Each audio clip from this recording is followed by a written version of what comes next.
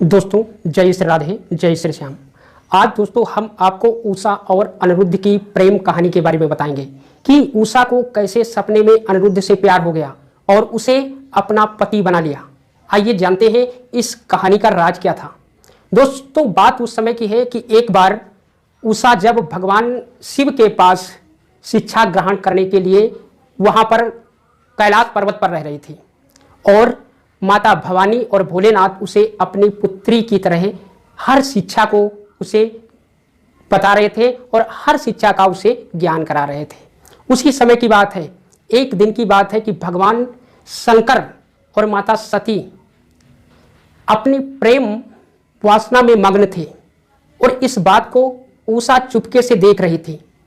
भवानी माँ और भगवान भोलेनाथ एक दूसरे में इस प्रकार लिपट लिपट कर प्रेम कर रहे थे। यह बात जब उषा ने देखा तो उसके मन में भी वासना का उदय हो गया और वो चुपचाप रहने लगी। जब चुपचाप देखा उसको माता सती ने, तो माता सती ने एक दिन पूछा, हे बेटी आपको क्या हो गया है?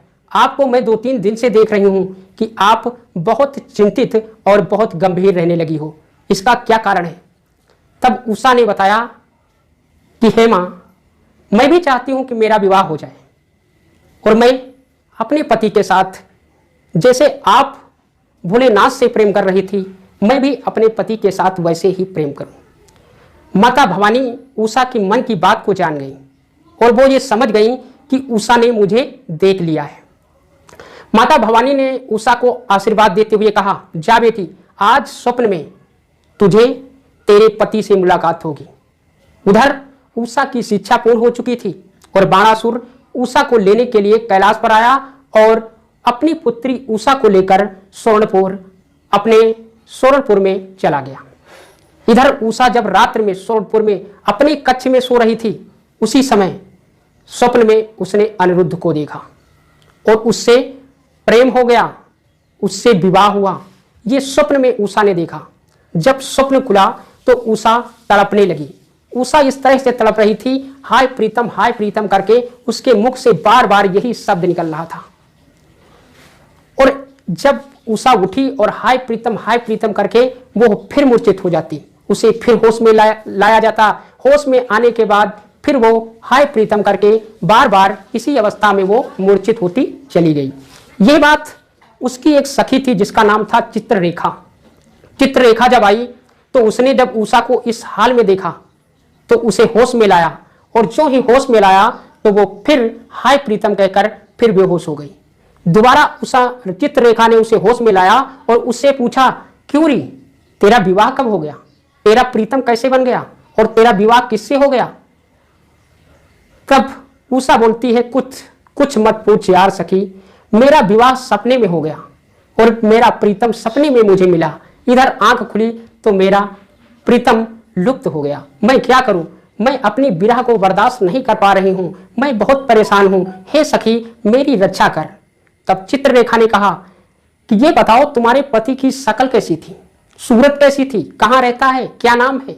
उषा ने कहा, मुझे कुछ नहीं मालूम। चित्ररेखा ने कहा, तो तुम्हें मालूम क्या है? मैं उसे कैसे ढूंढूंगी? उषा ने कहा, आप कुछ भी कर, मुझे मेरा प्रीतम ला दे, बस मुझे मेरा प्रीतम ला दे।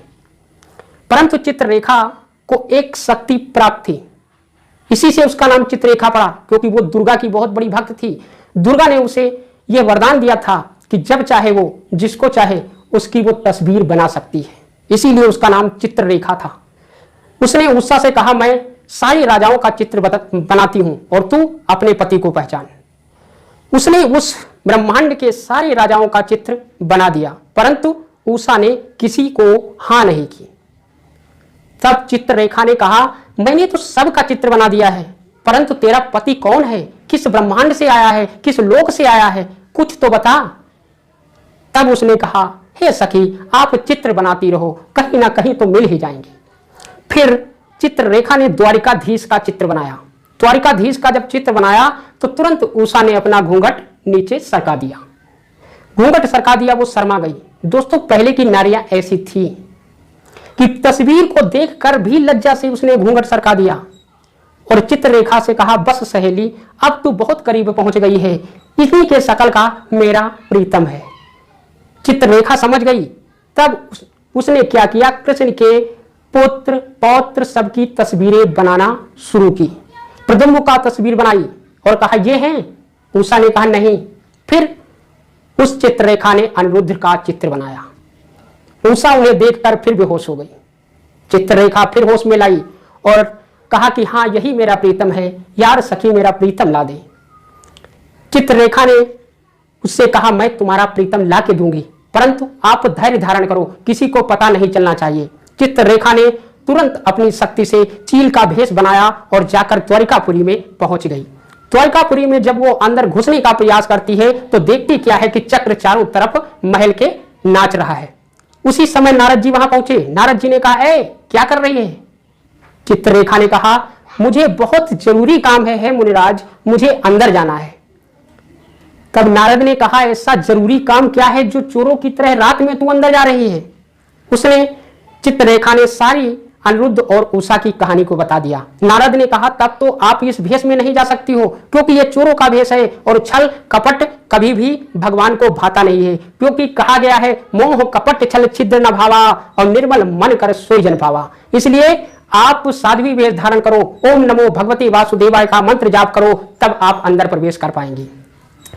चित्ररेखा ने अपने भेष को बदला और ओम नमो भगवते वासुदेवाय का मंत्र का उच्चारण करती हुई वो महल के अंदर गई और अनिरुद्ध को चारपाई सहित उठा लिया। चारपाई सहित उठा करके और यहाँ सोनपुर में लाके उषा के कक्ष में रख दिया।